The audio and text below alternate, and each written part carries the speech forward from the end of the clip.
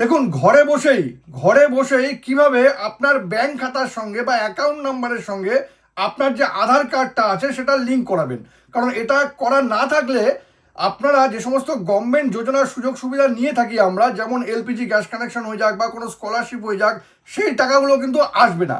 আর এটা করতে গেলে কিন্তু আপনার ব্যাংক অ্যাকাউন্টের সঙ্গে আপনার আধার কার্ডটা সিডিং করিয়ে নিতে হবে বা লিঙ্ক করিয়ে নিতে হবে। কিন্তু ঘরে বসে আপনি সেটা করবেন কি করে জানতে গেলে ভিডিওটা শেষ পর্যন্ত দেখুন, আর প্রসেসটাও একদম সেভ করে নিন। দেখুন, এই জন্য শুরুতেই আপনাকে চলে আসতে হবে এই গুগল ক্রোমটা ওপেন করে নিলাম। ওপেন করে নেওয়ার পর সার্চে এখানে লিখে দিতে হবে এনপিসিআই। দেখুন, এনপিসিআই লিখলাম। প্রথম যে ওয়েবসাইটটা আসবে সেখানে আপনাকে ক্লিক করতে হবে। এই ওয়েবসাইটটা আমি ক্লিক করে নিলাম। ক্লিক করে নেওয়ার পর দেখুন এখানে একটা অপশন আসবে, এই যে 3টে লাইন আছে, এখানে ক্লিক করলাম। এবার দেখুন এখানে আছে কাস্টমার, আপনাকে এখানে ক্লিক করতে হবে। এবার দেখুন এখানে একটা অপশন আছে ভারত আধার সিডিং এনেবল, আপনাকে এখানে ক্লিক করতে হবে।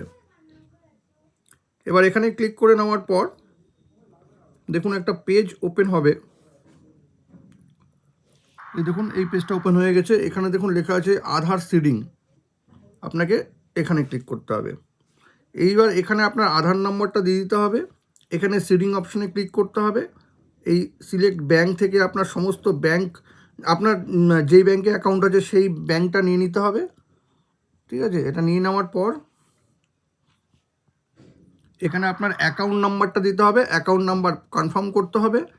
এই যে চারকোনা বক্সটা আছে এখানে ক্লিক করে এখানে একটা ক্যাপচা দেখুন দেওয়া আছে, এই ক্যাপচাটা এন্টার করতে হবে। এখানে এন্টার করে সাবমিট করে দিতে হবে। ব্যাস, আপনার যে অ্যাকাউন্টটা আছে সেই অ্যাকাউন্টের সঙ্গে আধার সিডিং হয়ে যাবে বা লিঙ্ক কিন্তু হয়ে যাবে, সেটাও কিন্তু ঘরে বসেই। আপনার আধার কার্ডের সঙ্গে আপনার ব্যাংক অ্যাকাউন্ট লিঙ্ক করার বা সিড করার এই সহজ প্রসেসটি যদি কখনো আপনার কাজে লেগে থাকে তবে কিন্তু এটাকে অবশ্যই শেয়ার করবেন।